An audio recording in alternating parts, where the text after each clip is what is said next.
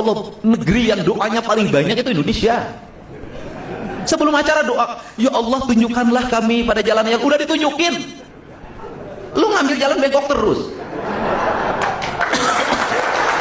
Ini pak ambil agama, udah ditunjukin sama Allah, ya kan? Berilah kami rezeki yang berlimpah. Kamu udah diberi. Kamu dikasih gunung yang baik, gunung yang indah, kamu dikasih aliran sungai, kamu dikasih tanah yang subur, kamu dikasih udara yang bersih, kamu dikasih matahari yang setia, yang dia terbit di timur tebernan di barat tiap hari tidak pernah berubah. Kamu dikasih segalanya, rezekinya kamu kasih, tapi kamu kufur, sehingga kamu tidak dapat apa? Yang dapat kemiskinan, peperangan, pertengkaran, perang di antara saudara. Itu nggak dikasih. Udah dikasih pak, apa yang nggak dikasih buat Indonesia? Ini tanah surga. Cuman tanah surga ini oleh kita, karena kita busuk pikirannya, busuk hatinya, orientasinya materialisme, lu penting mah untung, tidak pernah berpikir ke depan, tidak pernah berpikir anak cucu, maka tanah surga itu dirubah menjadi tanah neraka oleh diri kita sendiri. Ini rubah pak. Nah ini kan ini harus benerin. Makanya saya tuh menyelesaikan masalah itu di hulu, bukan di hilir. Ini hulunya beresin. Jadi kalau sakit kepala, nggak mesti kepala yang dipegang, bisa jadi ulu hati yang dibenerin. Kalau kita sakit kepala, kepalanya dipijit. Ya nggak bisa, masalahnya bukan di situ. Sakit kepala masalahnya apa? Ya nggak sakit kepala gimana? Gajinya cuma 4 juta, ngambil motor, istri 2, ya sakit kepala. Gimana? Oke. Oke. Udahlah, urusan kenakalan bapak pemain saya pelatih. Nah, mindset juga harus dirubah masyarakat sekitarnya. Ini yang saya lagi rubah. Saya sering marahin orang tua itu, kamu kalau untuk urusan sekolah kamu bertahan, nggak punya duit, tapi anak kamu jajan 20.000 per hari. Sebenarnya lagi merubah mindset orang Jawa Barat. Lu sebentar lagi harus jadi petarung, harus menjadi orang yang hebat. Rubah anak-anaknya menjadi petarung, bukan jadi orang-orang manja. Orang Jawa Barat harus survive di Jawa Barat. Ini cara. Nah, anggaran Jawa Barat 31 triliun.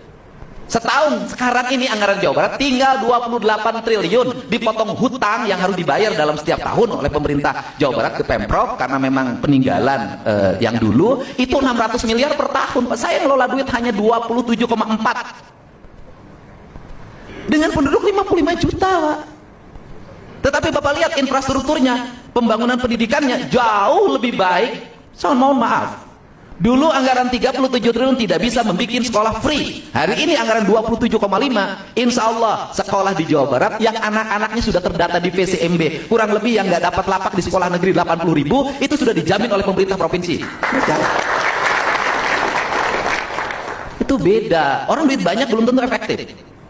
Infrastruktur baik, layanan pemerintah detail sampai ngurusin si Taufik Hidayat aja kita urusin. Kita urusin, diumumin, saya bilang 250 juta bagi mereka yang menemukan Taufik Hidayat sampai menginformasikan kepada jajaran kepolisian. Dia udah kabur ke Tangerang. Begitu dengar 250 juta, dia secara psikologi tertekan. Kenapa? Setiap orang pasti mau cari 250, nanti mau saya dilaporin, balik lagi. Itu efektif itu 250 juta itu. Gitu. Nah ini kan cara. Nah yang terakhir adalah infrastruktur teknologi informasi. Jaringan internet, ini problem lagi. Kenapa problemnya? Ya di mana ya? Coba lihat, saya tuh udah pusing lihat kabel di mana-mana. Ini kita lagi mikirin, udah pindahin bawah tanah, bikin drainase ke lubang yang cukup, kasih pipa. Seluruh Jawa Barat nggak boleh lagi ada bertahap, mau kita beresin. Kabel di mana-mana, numpuk. Saya detil Pak. Makanya susah saya tuh cari istri lagi. Karena detil. Ini matanya, ini telinganya, hidungnya, saya lihat kakinya, cara pakai sepatunya, cara pakai bajunya, cara ngomongnya, udahlah detil. Makanya udahlah yang kesempurnaan itu hanya ada di Nih Yang Ayu. Ini udahlah Nih Yang Ayu, nggak usah yang lain. Gitu. Nah itu kan, ini kan yang terjadi. Nah untuk itu, ya insya Allah pemerintah Provinsi Jawa Barat memiliki komitmen untuk terus meningkatkan kesejahteraan masyarakat. Menurunkan, menggratiskan biaya pendidikan itu bagian dari mensejahterakan rakyat, kalau rakyatnya sadar. Tapi kalau nggak sadar, sekolah sudah nggak bayar, jajannya 30.000, tetap aja nggak akan bisa mindset.